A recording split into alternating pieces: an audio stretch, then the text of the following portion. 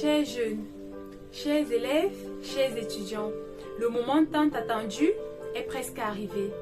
Les vacances, les grandes vacances d'été. Moi, je suis très contente. Je suis heureuse même parce que en fait, depuis presque 2 ans, on n'a pas pu profiter des vacances d'été, on n'a pas pu profiter des grandes vacances à cause de la crise sanitaire, les périodes de confinement, déconfinement, reconfinement, redéconfinement, etc. Donc cette année, les vacances, ça va chauffer. Les vacances seront sucrées, j'espère. Voilà. Toi, dans ton pays, comment ça se passe? Dans tous les pays, peu importe le système scolaire, il y a des périodes, il y a de longues périodes de vacances. Qu'est-ce que tu as décidé de faire? Qu'est-ce que tu as décidé d'entreprendre pendant ces vacances? Vas-tu seulement être en vacances, c'est-à-dire profiter à fond de tes vacances? Ou vas-tu travailler en parallèle, ou bien partiellement, ou bien pendant une certaine durée? Comment trouver le job de ces vacances? Comment trouver le job d'été de ses rêves? On en parlera dans cette vidéo.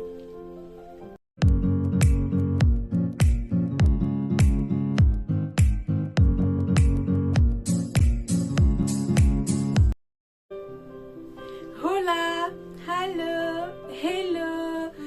Salut tout le monde. J'espère que vous allez bien. Moi, je vais très bien, merci. J'aimerais savoir comment tu vas aujourd'hui. Mets-moi en commentaire comment tu te portes. Je serais très ravie de te répondre. Voilà. Je m'appelle Micheline. Bienvenue à tout le monde sur ma chaîne YouTube. Bienvenue à tous les nouveaux. Je vous invite à vous abonner et à activer la cloche de notification pour ne manquer aucune vidéo. Aujourd'hui, nous allons parler des jobs étudiants. Comment faire pour trouver les jobs étudiants, les jobs de vacances, les jobs d'été. C'est la saison, c'est le moment. Comment faire pour trouver le job de vacances de ses rêves. Alors, on ne va jamais en vacances tous ensemble. On ne va jamais en vacances pendant une même période. En fonction de la fin, de la date de fin de tes études, la date de fin de ton année scolaire, chaque jeune, chaque élève, chaque étudiant décide à quel moment il va prendre ses vacances. C'est-à-dire il va aller en vacances, voyager, s'amuser, etc., etc. Certains étudiants, certains jeunes décident d'aller directement en vacances après la fin de leurs études, après la fin de leurs examens. Ils peuvent aller en vacances pour 3 semaines, 1 mois ou plus et ensuite rentrer plus tôt pour pouvoir travailler, pour pouvoir faire une petite activité, pour pouvoir effectuer un job de vacances. D'autres décident plutôt de travailler d'abord pendant 3 semaines, 1 mois, 2 mois et ensuite à la fin des vacances, net à l'approche de leur rentrée scolaire, d'aller en vacances. D'aller en vacances, là maintenant se reposer, se détendre, s'amuser avant la rentrée scolaire, avant la prochaine rentrée scolaire. Il y a une troisième catégorie de personnes qui vont choisir de ne même pas aller en vacances, de travailler tout au long de leurs vacances, Pourquoi? Soit parce qu'ils ne peuvent pas aller en vacances, soit simplement parce qu'ils ont décidé de ne pas aller et de travailler. Ils peuvent travailler tout au long de leurs vacances pour plusieurs raisons. Ça peut être pour pouvoir financer leurs études l'année qui suit. Ça peut être pour s'acheter des accessoires, des fringues, des chaussures, des appareils électroniques, etc., etc. Bon. Pour tous ceux qui veulent travailler, qui veulent trouver des jobs, pas n'importe quel job, le job de nos rêves, le job qui nous plaît vraiment, pour prendre plaisir pendant les vacances à travailler, c'est bien de travailler dans un domaine qui te plaît quand même. Du coup, c'est mieux de commencer à chercher 2-3 mois à l'avance, avant la période où vous voulez travailler. Mais si vous ne l'avez pas encore fait, c'est pas grave, c'est pas grave. La chose qui vous reste à faire, c'est de vous organiser. De cibler votre recherche et de commencer à postuler, à postuler vraiment. Comment s'organiser?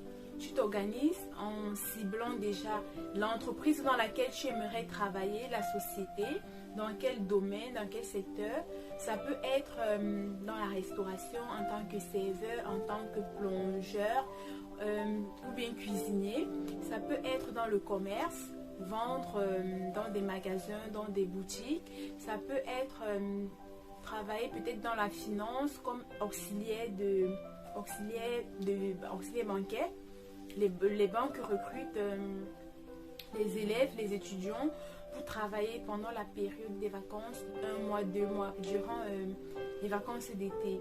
Il y a plein d'autres entreprises qui aiment bien recruter les jeunes, les étudiants pour pouvoir travailler durant cette période-là.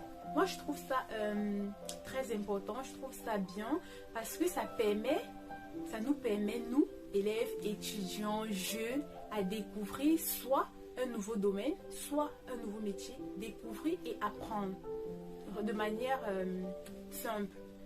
C'est bien parce que c'est de la théorie. Et c'est un stage même, c'est un job même te permet en fait d'avoir de l'expérience en fait dans ton domaine. Ça peut arriver. Donc voilà. Voici quelques astuces pour vous aider à trouver le job de vos rêves, le job de vacances de vos rêves. Numéro 1, s'organiser et établir une stratégie de recherche. C'est important de vous poser, de bien réfléchir à ce que vous voulez faire, à ce que vous voulez apprendre, à ce que vous voulez découvrir et de vous organiser à établir une stratégie de recherche. Numéro 2, comme deuxième astuce, ciblez votre recherche en fonction du secteur d'activité, en fonction du poste que vous aimeriez faire, en fonction des missions que vous aimeriez exercer. C'est très important pour ne pas s'éparpiller, il faut cibler sa recherche. Comme troisième astuce, faire son CV et sa lettre de motivation. Mettre à jour, je vais plutôt dire mettre à jour son CV et sa lettre de motivation. L'adapter en fonction du poste que vous recherchez, en fonction de l'entreprise. Lorsque tous ces trois astuces c'est fait, vous pouvez maintenant aller prendre une demi-journée ou bien une journée, si vous êtes en Afrique par exemple, je pense qu'en Afrique on peut postuler en présentiel comme en ligne. Vous pouvez maintenant choisir une demi-journée, aller sur place dans là où les entreprises là se trouvent, aller sur place, vous présenter et vous présenter bonjour, je suis à la recherche d'un emploi pour 2 semaines, je suis à la recherche d'un emploi pour 2 mois dans tel secteur, est-ce que vous recrutez? Et vous avez déjà votre CV et votre lettre de motivation à prêter. Vous déposez dans une chemise, dans un dossier, vous déposez et vous prenez quelques petits renseignements. Voilà. Comme quatrième astuce, utilisez votre réseau. Il ne faut pas seulement aller déposer vos CV dans des entreprises sur place et croiser les bras. Non, il faut également activer votre réseau. Ça peut être vos amis, votre famille qui peuvent vous aider dans vos recherches ou bien qui peuvent vous pistonner. Ça peut également être et surtout les réseaux sociaux. Les réseaux sociaux sont également un moyen pour trouver de l'emploi, pour trouver des jobs. C'est non pas le temps d'aller sur des sites spécialisés ou sur des sites de demande d'emploi, d'offres d'emploi. Ils vont poster sur Instagram, sur Facebook. Oui, j'ai un camarade l'année dernière qui avait trouvé son stage sur Facebook. Moi, je ne savais pas en fait qu'on trouvait de l'emploi sur Facebook. Il m'a dit, ah oui, oui. Ah oui, oui. Et j'ai vérifié, je vois les annonces sur Facebook, sur Instagram. J'ai besoin par exemple, d'une babysitter, j'ai besoin d'un cuisinier, j'ai besoin d'un serveur, tel salaire.